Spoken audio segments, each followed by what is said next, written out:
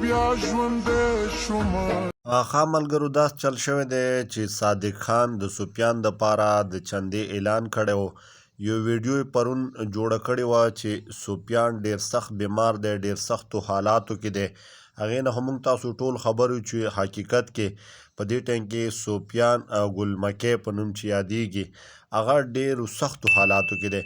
بیا څه خلک راپاڅېدو او په صادق خان پسې صادق پسې دا خبرې شروع کړې چې یاره دا ټولې ډرامې دي، کله یو بیمار کې کله بل بیمار کې د چندې دپاره دغه پیسې پرې راغونډې کې په دې باندې دغه مطلب تا یو خیرماري جوړه کړې دی، په دې باندې خیرونه راغونډوې، یو خیرماران دې ورنه جوړ کړي دي. بیا دې نه وروسته صادق ویډیو هم اپلوډ کړه، دې خلکو ته جواب ورکړو. خو زه در سره په دې باندې هم خبره کوم چې دا حقیقت دی که دروغ دی چې صادق دې نه مخکې هم د بیبي دپاره داسې د نورو ملګرو دپاره هم داسې اواز اوچت کړی و. او دویمه خبره دا دی چې سفیان اوس په کومو حالاتو کې دی، د دې حالات څنګه دي، ښه والي طرف روان دی که نه، ښه کېدو طرف روان دی که نه، اوس هم هغه حالاتو کې دی. دا ټول حقیقت در سره نننۍ ویډیو کې شریکوم. ویډیو تر اخره سره وګورئ.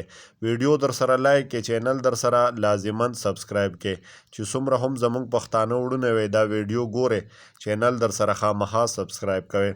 ګوره داسې چل شوی دی، دې نه مخکې هم صادق د خپلو دغو بیبي دپاره یا نورو ملګرو دپاره کوم چې دې سره واینس کې کار کوي چې کله هم په دوی باندې سخته راغلی دی نو حقیقت کې صادق ورته اواز اوچت کړی دی. ګوره دا په صادق باندې فرض جوړیږي دې سره کار کوي، دا د دې ملګري دي، د دې فیلډ والا دي. د دې مثال داسې دی لکه دا د صادق خان فیملی دی، نو دا په صادق باندې فرض جوړیږي چې دوی دپاره اواز اوچت کړي.